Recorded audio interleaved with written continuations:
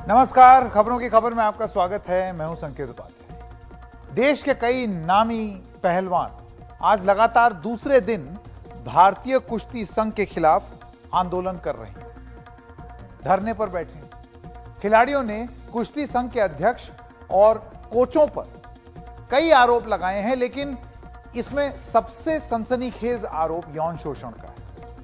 पहलवानों की मांग है कि कुश्ती संघ को भंग किया जाए और कुश्ती संघ के अध्यक्ष बृजभूषण शरण सिंह इस्तीफा दें। अब सिंह जो हैं वो 6 बार से बीजेपी के सांसद हैं और लगातार तीसरी बार भारतीय कुश्ती संघ के अध्यक्ष हैं। खेल मंत्रालय ने कल ही भारतीय कुश्ती फेडरेशन से 72 घंटे के अंदर खिलाड़ियों के आरोपों पर जवाब मांग लिया। आज खेल मंत्रालय के वरिष्ठ अधिकारियों से खिलाड़ियों का 4 सदस्यों का एक प्रतिनिधिमंडल मिला। बजरंग पुनिया, विनेश फोगाट और साक्षी मलिक इस प्रतिनिधि मंडल के, इस डेलीगेशन के हिस्सा थे, वो शामिल हुए। बैठक के बाद साक्षी मलिक ने कहा कि आज की बैठक में सिर्फ आश्वासन मिला है, कुछ पुख्ता हल नहीं निकल पाया। खेल मंत्रालय से बातचीत का ये रास्ता तब खुला जब ओलंपियन पहलवान बबीता फोगाट खिलाड़ियों के समर्थन में आगे आईं। बाद में उनकी मध्यस्थता के बाद खेल मंत्रालय से खिलाड़ियों की बातचीत शुरू हुई। बबीता फोगाट हरियाणा में भारतीय जनता पार्टी की नेता भी। आज की एक खास बात यह भी रही है कि महिला पहलवान विनेश फोगाट ने यह कहा है कि पहले 2 से 3 लड़कियों ने ही यौन शोषण के आरोप लगाए थे। अब उनके पास 5 से 6 ऐसी लड़कियों के यौन शोषण की बातें खुल करके सामने आई। हम नहीं चाहते, वो कहती हैं, हम नहीं चाहते हमें इल्जाम लगाने के लिए पहचान जाहिर करनी पड़े, लेकिन जरूरत पड़ी तो वो भी करेंगे। बजरंग पुनिया, साक्षी मलिक और विनेश फोगाट का यह कहना है कि हमें प्रधानमंत्री पर भरोसा है, इसलिए हम इस मामले में कानूनी रास्ता नहीं अपना रहे। लेकिन अगर सरकार ने कार्रवाई नहीं की तो हम पुलिस के पास भी जाएंगे। भारतीय कुश्ती संघ के अध्यक्ष बृजभूषण शरण सिंह ने इन आरोपों को खारिज किया है। कल उन्होंने कहा था कि अगर आरोप साबित हुए तो वो आत्महत्या कर लेंगे। इस बीच दिल्ली महिला आयोग ने खेल मंत्रालय को नोटिस जारी किया है और दिल्ली पुलिस को केस दर्ज करने का निर्देश दिया। दिल्ली महिला आयोग की अध्यक्ष स्वाति मालीवाल जंतर मंतर पर आज प्रदर्शन के लिए खिलाड़ियों के साथ गईं। आइए सुनते हैं इन खिलाड़ियों ने क्या कहा। हम वेट कर रहे हैं कि कुछ संतुष्टपूर्ण जवाब आए। हमारे पास में कुछ आप लोगों में से ही बोल रहे थे कि अध्यक्ष जी बोल रहे हैं कि 22 को इस्तीफा देंगे। बात उनके इस्तीफे का नहीं हो रही है। इस्तीफा तो हम उनका लेके ही रहेंगे। अगर हमें और ज्यादा उकसाया गया तो हम उनको जेल में भी डलवाएंगे। हम चाहते हैं कि उनका इस्तीफा लीजिए और उन पे कार्रवाई की जाए। जो बोल रहे थे कि कोई सामने आ जाए तो मैं फांसी पे लटक जाऊंगा, जो अध्यक्ष जी ने हमारे ने एक बयान दिया था। पहले तो 1-2 लड़कियां थी, अब हमारे साथ 5 से 6 लड़कियां हैं विद प्रूफ हैं। तो ऐसी चीज नहीं कि हम झूठ बोल रहे हैं या कोई ऐसा ही। अगर सुनवाई नहीं होगी तो हम पुलिस का सहारा भी लेंगे, केस का सहारा भी लेंगे। केस करके हम आगे बढ़ेंगे। लड़कियों के साथ गलत हुआ है और मैं आंखों में आंखें डाल के आप अध्यक्ष जी को मेरे सामने लेके आइए। अगर वो 2 मिनट मेरे सामने बैठ जाएं तो मैं हिंदुस्तान की हर जनता को चैलेंज करती हूँ कि मेरे सामने 2 मिनट बिठा दीजिए और वो आंखों में आंखें डाल के बोल दीजिए कि हमने कुछ गलत नहीं किया है। अगर हमें मजबूर किया गया तो हम कल FIR भी दर्ज करवाएंगे, हम केस भी लड़ेंगे, लेकिन उसमें हिंदुस्तान के हजारों लड़कियों का, हजारों लड़कों का रेसलिंग का करियर खत्म होने की कगार पे हो जाएगा। अभी मीटिंग में सिर्फ आश्वासन ही दिया गया है, ऐसा कोई ठोस हमें नहीं बताया गया कि हाँ हम कोई ठोस कदम लेंगे या कोई एक्शन लेंगे। बस आश्वासन दिया गया है, लेकिन उस आश्वासन से हम खुश नहीं हैं। हम, जैसा कि बजरंग ने बताया, हम पूरी रेसलिंग फेडरेशन को भंग करवाना चाहते हैं और जितनी भी स्टेट्स हैं वहां भी सबकी फेडरेशन, मतलब रेसलिंग फेडरेशन जो है वो भंग होनी चाहिए। एक नई शुरुआत होनी चाहिए, एक फ्रेश स्टार्ट होनी चाहिए, क्योंकि हर जगह उनके इंसान फैले हुए हैं। जैसा कि विनेश ने बताया, हर स्टेट में फैले हुए हैं। केरला से लड़कियों के फोन आ रहे हैं, महाराष्ट्र से लड़कियों के फोन आ रहे हैं। वो खुद पीड़िता रही हैं, उनके साथ वो खुद शोषण का शिकार रही हैं। तो आप समझ सकते हो कि हर स्टेट में फैले हुए हैं। तो हम चाहते हैं कि पूरी रेसलिंग फेडरेशन भंग हो। अब इस बीच देश के एक नामी पहलवान योगेश्वर दत्त ने कहा है कि उन्हें अपने करियर के दौरान भारतीय कुश्ती संघ से कोई शिकायत नहीं हुई, लेकिन योगेश्वर दत्त के कहने के बाद विरोध कर रहे जो पहलवान थे, इन खिलाड़ियों ने उन पर भी निशाना साधा। धरने पर बैठे पहलवानों ने आरोप लगाया है कि योगेश्वर दत्त भारतीय कुश्ती संघ की गोद में जाकर के बैठ गए। योगेश्वर दत्त जी तो खुद रेसलिंग फेडरेशन के गोद में जा बैठे हैं जी। आप देख लीजिए जितने भी खिलाड़ी हैं, आप सुनो कौन खिलाड़ी सपोर्ट करे। आप देखो ओलंपिक में 2 मेडल आए थे टोक्यो में, कहां बैठे हैं जी वो आज? रियो में आए थे, कहां बैठे हैं वो आज? एक सिर्फ योगेश्वर दत्त जी हैं जो बड़े खिलाड़ी हैं, बाकी तो उनके जो खुद के कुछ उन्होंने गुर्गे पाल रखे तो वो तो आएंगे ही ना सामने। हाँ तो वो गुर्गे पाल रखे मैं बोल रही हूँ ना। और उनका जो बता रही हूँ मैं, उन्होंने पहले तो वो जो डाल रखा था वो डिलीट कर दिया है, नहीं है तो उनके खिलाफ भी हमारे पास प्रूफ है। काकरान जी ने खुद बोल रखा है नेताजी के खिलाफ, हमारे पास प्रूफ है, हम सामने लाएंगे टाइम आने पे। अब जब ये सब हो रहा है तो जाहिर सी बात है एक सवाल पूछा जाएगा कि कहाँ है वो सरकार? पहलवान लाचार, कहाँ है सरकार?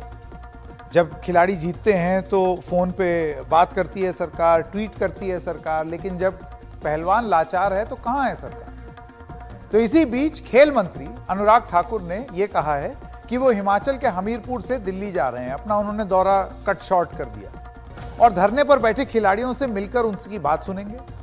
उन्होंने ये भी कहा कि खिलाड़ियों की ओर से लगाए गए आरोप बहुत गंभीर हैं और भारतीय कुश्ती संघ के अध्यक्ष बृजभूषण सिंह पर कार्रवाई को लेकर उन्होंने ये कहा कि जो उचित कार्रवाई होगी वो की जाएगी।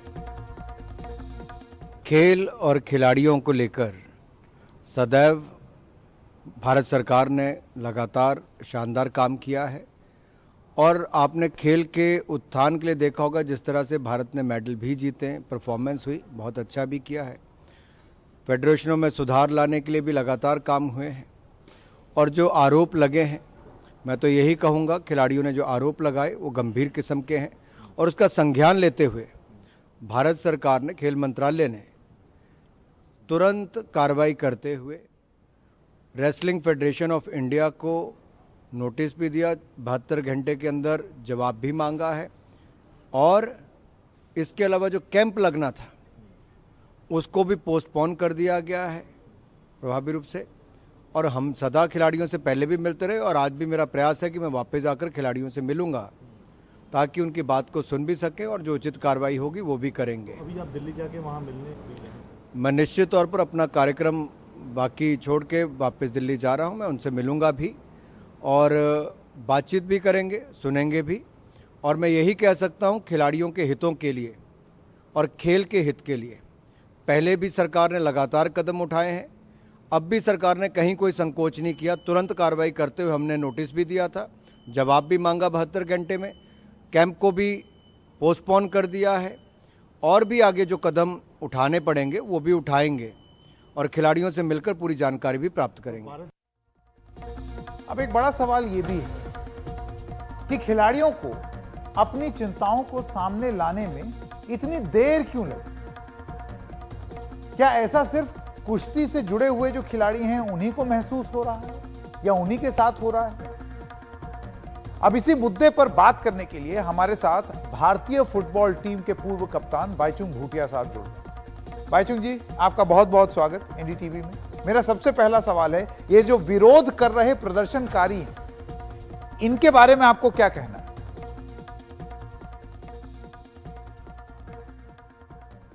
पहले तो सबसे यही है कि ये बहुत अनफॉर्चुनेट है बिकॉज सबसे इम्पोर्टेंट खिलाड़ी लोग का सुरक्षा सबसे इम्पोर्टेंट है और sports ministry, government of India और साई ने भी शायद रेसलिंग फेडरेशन को चिट्ठी लिखा है कि उनको रिप्लाई देना है विद इन 72 आवर्स क्या सिचुएशन है।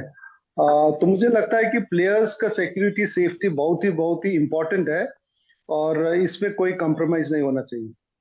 बाईचुंग जी, ये बात आपकी ठीक है, लेकिन मेरा सवाल आपसे ये है कि सोचिए कितने मजबूर होंगे खिलाड़ी। वो जानते हैं इस तरीके से आंदोलन करेंगे, ऐसे बोलेंगे तो कोई बदले की भावना से भी कार्रवाई कर सकता है, कोई उनका करियर खराब कर सकता है। इतने मजबूर क्यों हुए खिलाड़ी? कहां फेल किए हैं हम कि खिलाड़ियों को इतना मजबूर होना पड़ रहा है कि वो जंतर मंतर पे बैठ करके इस तरीके से प्रदर्शन कर रहे हैं? कोई बात ही सुनने का प्लेटफॉर्म नहीं था उनके पास। देखिए, मैं ये न्यूज देख रहा था तो इसमें पता चला कि ये काफी साल से हो रहा है। तो मुझे लगता है कि एक तो इंडिया में सेटबैक है कि कोई स्पोर्ट्स प्लेयर्स लोग का एसोसिएशन नहीं है। जैसे फुटबॉल में हम लोग का फुटबॉल प्लेयर्स एसोसिएशन है, लेकिन कोई स्पोर्ट्स का, चाहे हॉकी, क्रिकेट, एथलेटिक्स हो या कोई स्पोर्ट्स में प्लेयर्स का एसोसिएशन नहीं है जहाँ प्लेयर्स वो एसोसिएशन को चलाता है, ताकि एटलीस्ट प्लेयर्स को कंफर्टेबल होता है। जब एसोसिएशन रहता है उनका वेलफेयर के लिए रहता है, तो उनको जब भी ऐसा घटना होता है वो लोग जाके तुरंत रिपोर्ट कर सकता है। बट यहाँ पर प्लेयर्स का एसोसिएशन नहीं है, फेडरेशन चलाता है। फेडरेशन, वो लोग काफी एथलीट्स लोग डर जाता है फेडरेशन के साथ। उनका सिलेक्शन, उनका फ्यूचर के लिए कोचेस के बारे में कंप्लेन नहीं कर सकता बिकॉज कोचेस उनको सेलेक्ट करता है। तो कहीं ना कहीं एक बॉडी होना चाहिए जहां प्लेयर्स को कंफर्ट हो और जाके वो एसोसिएशंस को या कोलीग को बता सके क्या डिफिकल्टी, चैलेंजेस फेस कर रहा है। बहुत ही बड़ी बात, बहुत ही बड़ी बात कर दी है बाईचुंग भूटिया ने। और एक ऐसी बात आपने हमें बताई कि बताइए, इन खिलाड़ियों की कोई अपनी आवाज उठाने वाली एसोसिएशन ही नहीं है, यानी यहां तक कि क्रिकेटर्स की भी एसोसिएशन नहीं है। कहां जाएंगे ये लोग अपनी बात कहने? इसलिए सड़क पे उतरना पड़ा है। मैं आपसे ये जानना चाहता हूं बाईचुंग भूटिया जी, आपको लगता है कि वो वक्त आ गया है कि अब एक मुहिम की तरह इसको छेड़ा जाए कि फेडरेशन को नेता ना चलाएं, खिलाड़ी चलाएं? एक खिलाड़ी का दर्द एक खिलाड़ी ही समझेगा। देखिए, अगर खिलाड़ी लोग अच्छे एडमिनिस्ट्रेटर है और खेल का जानकारी नॉलेजेबल है, तो मुझे लगता है ये खिलाड़ी लोग आके फेडरेशन चलाना चाहिए और चला भी रहा है अभी।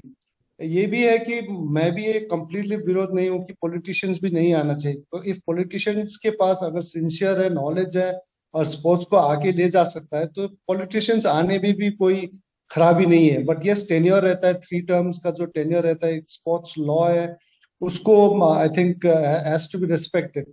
बट कई जगह खिलाड़ी लोग भी just for the sake of खिलाड़ी हूँ फेडरेशंस में अपना पद लेके, पोस्ट लेके जाना विदाउट द नॉलेज, खुद का स्पोर्ट्स का नॉलेज नहीं है, उनका प्लान्स नहीं है, आगे long term short term plans नहीं है। खाली यही है कि आप खिलाड़ी था और कोई ब्लेसिंग्स था आपका स्टेट या सेंट्रल गवर्नमेंट कोई मंत्री से, तो पद लेके कोई यस मैन बनने के लिए वो पद नहीं लेना है। आई थिंक खिलाड़ी लोगों को जब पोस्ट फेडरेशन में प्रेसिडेंट, जनरल सेक्रेटरी आ रहा है, आई थिंक उनका पूरा नॉलेज और ज्ञान होना चाहिए और अपना प्लान्स और जो स्ट्रैटेजी आइडिया है उसको पूरा इम्प्लीमेंट करना चाहिए। बट खाली आप सेंट्रल गवर्नमेंट और स्टेट गवर्नमेंट का यस मैन बन के वो पोस्ट नहीं लेना है। बहुत महत्वपूर्ण बात आपने बोली है बाईचुंग भूटिया जी, बहुत बहुत धन्यवाद इस जानकारी के लिए। और मैं आपको, दर्शकों को यह बता दूं कि बाईचुंग भूटिया जैसे जानकार ये मानते हैं कि ऐसा हर खेल के खिलाड़ियों के साथ है और वो अपने खेल संघों के सामने मिलकर अपनी आवाज नहीं उठा पाते क्योंकि उनकी कोई एसोसिएशन ही नहीं। इसलिए खेल संघों की मनमानी चलती रहती है। जैसे भारत में फुटबॉल के अलावा कहीं कोई एसोसिएशन नहीं है, मतलब खिलाड़ियों का अपना एक संघ नहीं है फुटबॉल के अलावा। अब 2006 में फुटबॉल प्लेयर्स एसोसिएशन बनी, 2017 में ऑल इंडिया फुटबॉल फेडरेशन ने कुछ पहचान दी लेकिन औपचारिक तौर पर नहीं दी। अब आप सोच रहे हैं, एक फेडरेशन एकमात्र स्पोर्ट्स स्टार्स की फुटबॉल में, उसको भी औपचारिक तौर पर मान्यता नहीं। 1989 यानी कि सन 89 में क्रिकेटरों की एसोसिएशन बनाने की पहल नाकाम हो गई। इतने बड़े रईस क्रिकेटर्स अपनी आवाज नहीं उठा सकते बोर्ड के आगे क्योंकि उनकी कोई संघ या कोई एसोसिएशन है नहीं। हाल में कई न्यायिक और विधायी पहलों में खेल संघों के अंदर खिलाड़ियों की एसोसिएशन बनाने पर जोर दिया गया कि भाई आप अपनी एसोसिएशन बना लीजिए, अपनी आवाज उठाइए। लेकिन 2015 में जस्टिस लोढ़ा कमेटी की रिपोर्ट ने क्रिकेटरों की एसोसिएशन बनाने को लेकर बीसीसीआई की अनिच्छा का जिक्र किया। इस रिपोर्ट के मुताबिक बीसीसीआई को खिलाड़ियों की यूनियन बनने का डर है। लोढ़ा कमेटी के मुताबिक एसोसिएशन बनने से बीसीसीआई के अंदर खिलाड़ियों के हितों का उनको एक आवाज मिल जाएगी। आप देख रहे हैं इन रिपोर्ट्स में कहीं ना कहीं फाइनल डिटेल्स में एक सच्चाई छुपी हुई। कहीं ये घबराहट तो नहीं है कहीं ये एसोसिएशन ना बना लें, आपस में घुल मिल ना जाएं, हमारे खिलाफ आवाज ना उठा दें, इनकलाबी स्वर ना हो जाएं, इस वजह से एसोसिएशन ही ना बनने दें। होगा क्या? सड़कों पर उतरना पड़ेगा। एक एसोसिएशन होती तो उसमें थोड़ा दम होता, वो जाके स्पोर्ट्स मिनिस्ट्री में अपनी आवाज रखती। वैसे एक सवाल यह भी है कि कुश्ती खिलाड़ियों के गंभीर आरोप भारतीय कुश्ती संघ के जिस अध्यक्ष बृजभूषण शरण सिंह पर लग रहे हैं, वो हैं कौन? कौन है ये आदमी? ये बीजेपी के एक बाहुबली नेता माने जाते हैं। पहले भी अपने कई बयानों और कारनामों के कारण वो सुर्खियों में रहे। हमने आपको एक दिखाया कि इन्होंने थप्पड़ मार दिया था एक खिलाड़ी को, उसके बाद ये खुलेआम कैमरे पर कहते हैं कि हाँ, मैंने एक इंसान को गोली मारी है। अब सोचिए, जिस नेता के कैमरे ऑन होने पर ये तेवर है, कैमरे बंद में कैसे तेवर हो? रवीश रंजन शुक्ला की ये रिपोर्ट। 6 बार के सांसद रहे बृजभूषण सिंह के दिल्ली के घर पर सन्नाटा है और बाहर पुलिस फोर्स।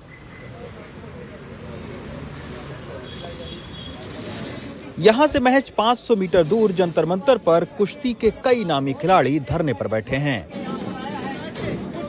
बृजभूषण सिंह बीते 1 दशक से रेसलिंग फेडरेशन के अध्यक्ष हैं, लेकिन अब बृजभूषण सिंह पर तानाशाही रवैये समेत यौन शोषण तक के आरोप लगे हैं।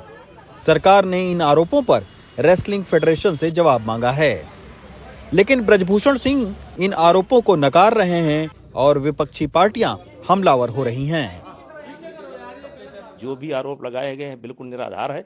अगर इस प्रकार से शिकायत मेरे खिलाफ थी या इस प्रकार से शिकायत हमारे किसी कोच के थी तो इनको पहले आना चाहिए था, और अच्छा होता कि ये नाम लेकर के भी आते कि किस खिलाड़ी के साथ चीफ कोच ने बदसलूकी की है, या किस कोच के साथ बृजभूषण सिंह ने बदसलूकी की है, या किस कोच के साथ फेडरेशन बदसलूकी की है। ये नाम लेकर के आना चाहिए।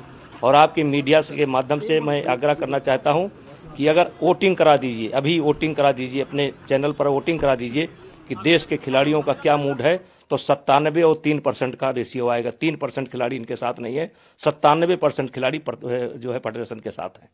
कल का दिन देश के खेल जगत के इतिहास में काले दिन के रूप में याद रखा जाएगा, काला अध्याय। हमारी मांग है कि न्याय हो। जो आपराधिक आरोप लगे उसमें कानून का तकाजा यह है कि आपराधिक आरोपों में आपराधिक मामले दर्ज हों तो सीबीआई की जांच हो, सीबीआई और सुप्रीम कोर्ट मॉनिटर्ड इंक्वायरी हो, समय निर्धारित तरीके से उस वो इंक्वायरी देश के सामने, पूरे देश के सामने वो इंक्वायरी अपनी रिपोर्ट दे। बृजभूषण सिंह का विवादों से पुराना नाता रहा है। दबंग छवि और बेबाक बयानों के चलते वो कई बार अपनी ही सरकार की किरकिरी करा चुके हैं। वो चाहे 2 साल पहले भरे मंच पर एक खिलाड़ी को थप्पड़ मारने की घटना हो या राज ठाकरे का अयोध्या आने का विरोध हो, यहां तक कि पिछले साल अपने ही योगी सरकार को ये कहकर कटघरे में खड़ा कर दिया कि बोलूंगा तो बागी कहलाऊंगा। यही नहीं, बाबा रामदेव पर उनके हालिया बयान से खासा राजनीतिक बवंडर उठा। यही वजह है कि उन पर आरोप लगाने वाले और उनका बचाव करने वालों की कमी नहीं है। जो बोल रहे थे कि कोई सामने आ जाए तो मैं फांसी पे लटक जाऊंगा, जो अध्यक्ष जी ने हमारे ने एक बयान दिया था। पहले तो 1-2 लड़कियां थी, अब हमारे साथ 5 से 6 लड़कियां हैं, विद प्रूफ है। तो ऐसी चीज नहीं कि हम झूठ बोल रहे हैं या कोई ऐसा ही। अगर सुनवाई नहीं होगी तो हम पुलिस का सहारा भी लेंगे, केस का सहारा भी लेंगे, केस करके हम आगे बढ़ेंगे। साथियों, सरासर गलत आरोप है। किसी तरह की कोई सच्चाई नहीं है। जिनके अपने स्वार्थ सिद्ध नहीं हो पाए हैं किन्हीं कारणों से, उन लोगों ने इस तरह का आरोप लगाया है। 35 वर्षों से मैं सांसद जी को जानता हूं, न इनका कभी इस तरह का स्वभाव रहा है, न इस तरह का कर्म रहा है। बृजभूषण सिंह उत्तर प्रदेश के असरदार नेता माने जाते हैं और बहराइच, गोंडा, बलरामपुर और फैजाबाद जैसे शहरों में इनका खासा राजनीतिक रसूख है। यही वजह है कि सरकार इस मामले में फूंक फूंक कर कदम रख रही है। बृजभूषण सिंह के घर के बाहर लगे पहलवानों के ये पोस्टर कभी उनकी प्रतिष्ठा में 4 चांद लगाते थे, लेकिन अब इन्हीं पहलवानों के धरने से ब्रजभूषण की राजनीतिक किरकिरी हो रही है। ब्रजभूषण शरण सिंह खुद भी एक पहलवान रह चुके हैं और अब तक वो अपने विपक्षियों को पटखनी देते आए हैं, लेकिन इस बार मुकाबला कठिन है और सभी अपने अपने दांव पेच खेल रहे हैं। गोंडा से अनुराग सिंह, कानन पात्रा के साथ रवीश रंजन शुक्ला, एनडीटीवी इंडिया। तो राजनीतिक रसूख की बात हो रही है। क्या ऐसी राजनीतिक रसूख की वजह से फैसला नहीं ले पा रही है भारतीय जनता पार्टी? क्योंकि अपनी छवि को लेकर के बहुत चिंतित रहती है बीजेपी, छवि खराब ना हो जाए। यहां तो किरकिरी हो रही है, लेकिन ये खुद अपने मुंह से अपनी तारीफ में ब्रजभूषण शरण सिंह कहते हैं, उनके कई बयान पहले आए हैं कि 30-35 सीटों पर तो मेरा पूरा वर्चस्व है। क्या इस वजह से हो रहा है? अब सिंह पर आरोप लगे हैं, लेकिन अभी तक बीजेपी की ओर से कोई प्रतिक्रिया इनके ऊपर नहीं आई। और पहले भी आपने देखा, थप्पड़ मार दे रहे हैं, बड़े गर्व से कह रहे हैं कि मैंने गोली मार दी, एक हत्या कर दी। लेकिन बीजेपी के किसी भी नेता ने ये जो आरोप इनके ऊपर लग रहे हैं उस पर कोई खास टिप्पणी की नहीं। और ये चीजें इससे पहले भी हो चुकी हैं कि भारतीय जनता पार्टी, जिसे अंग्रेजी में कहते हैं ब्रेजन इट आउट करने की कोशिश करती है कि तब तक लड़ते रहो जब तक लड़ सको। क्यों कह रहे हैं हम ये? आइए आपको कुछ उदाहरण दिखाते हैं। बीजेपी के पूर्व विधायक कुलदीप सिंह सेंगर, इनका उदाहरण लेते हैं। बीजेपी ने 15 महीने बाद इनको निष्कासित किया। 2017 में रेप का आरोप लगा था इन पर। पीड़ित को रिपोर्ट में सेंगर का नाम लाने में 1 साल लगा। अप्रैल 2018 में मुख्यमंत्री निवास के बाहर पीड़ित की आत्मदाह की कोशिश। 2018 में सुप्रीम कोर्ट का यूपी के बाहर जांच का आदेश इस मामले में, और तब जाकर के निष्कासित। अगला उदाहरण चिन्मयानंद। बीजेपी ने 8 साल बाद इनको निष्कासित किया। 2011 में यौन शोषण के आरोप का एक केस सामने आया। 2018 में उत्तर प्रदेश सरकार ने केस वापस लेने की अर्जी दी। पीड़ित ने केस वापस लेने पर आपत्ति जताई। 2012 में जांच के लिए एसआईटी बनाई गई। फरवरी 2022 में एसआईटी ने गिरफ्तार किया और दिसंबर 2022 में यौन शोषण का आरोप दर्ज हुआ, यानी कि डीले। और तीसरा उदाहरण भी नया नया ही है, 1 साल पुराना। आशीष मिश्र टेनी, लखीमपुर खीरी कांड के आरोपी के पिता अजय मिश्र टेनी केंद्र में अभी भी मंत्री हैं और मंत्री पिता पर कोई कार्रवाई नहीं की गई है, जबकि ये आरोप कई बार लगाए जा चुके हैं कि वो अपना इन्फ्लुएंस का प्रयोग कर रहे हैं। 3 अक्टूबर 2021 को लखीमपुर खीरी कांड, 11 अक्टूबर को आशीष मिश्र की गिरफ्तारी। 3 अक्टूबर का कांड, 11 अक्टूबर को गिरफ्तारी हो रही। और वो सारे दिन कैसे साल की तरह निकले थे किसानों के जीवन में, वो तो हम आपको बता ही चुके हैं। आरोपी 4 महीने बाद जमानत पर रिहा हो गया और सुप्रीम कोर्ट के दखल पर यह जमानत रद्द हुई। अनिश्चित काल तक जेल में नहीं रख सकते, यह भी सुप्रीम कोर्ट ने कहा इस मामले में। लेकिन आप देख रहे हैं ये 3 उदाहरण जिसमें विलंब होता है अपने लोगों पर कार्रवाई करने में भारतीय जनता पार्टी।